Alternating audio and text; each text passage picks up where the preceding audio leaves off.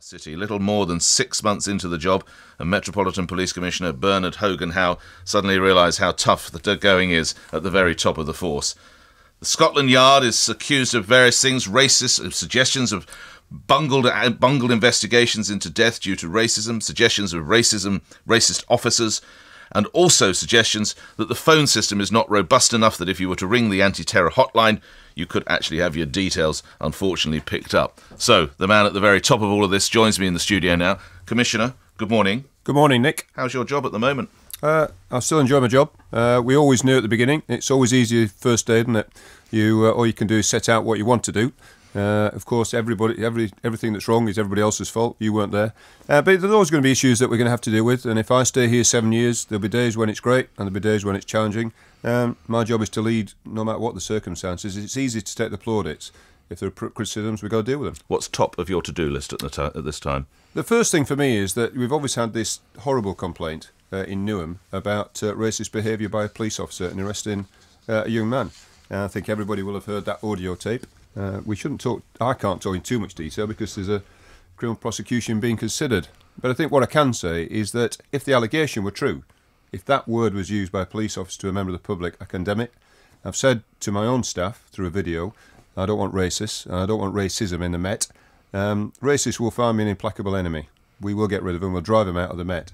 I have to say as well, though, is that I'm also an implacable enemy, and people will find me very resolute in dealing with people who are criminals who use racism as a label to try and defeat the police and undermine the great work that the vast majority of our officers do, as will politicians who try and jump on the bandwagon.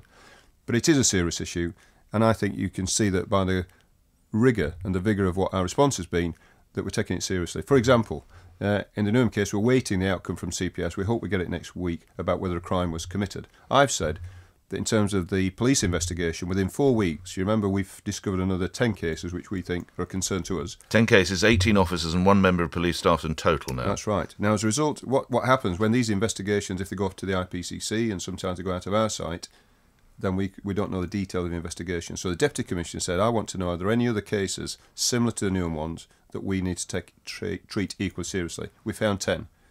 So what I've said is within the next 4 weeks, I want the investigations into those to be completed. So that is a major priority for the Met.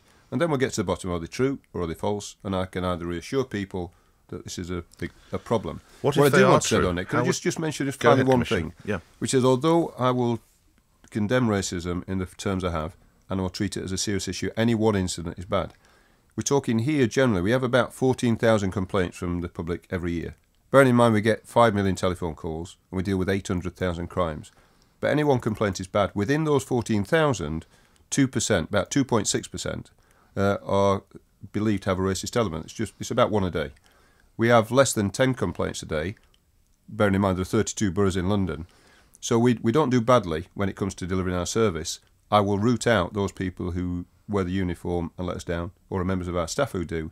But I do think we have to have a sense of balance in what is a very difficult job. Commissioner, you touched on the idea of any criminals who might be hiding behind false allegations of racism. What did you mean in more detail by that? Well, only that I think people, we've got to apply common sense to this. I think we have to treat every allegation seriously, have an open mind and see where the evidence takes us.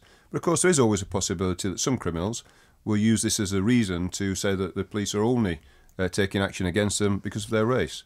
Now, I think that's equally bad because I think it actually decries a horrible thing that is racism. It uses racism and actually, I think, knocks that as something that's very important that we all condemn. And if we're not careful, the idiots amongst us, the criminals, use that as a reason to stop the police doing the job. I've no time for that, and I don't think anybody who's black or white should allow those people to use race as a false defence.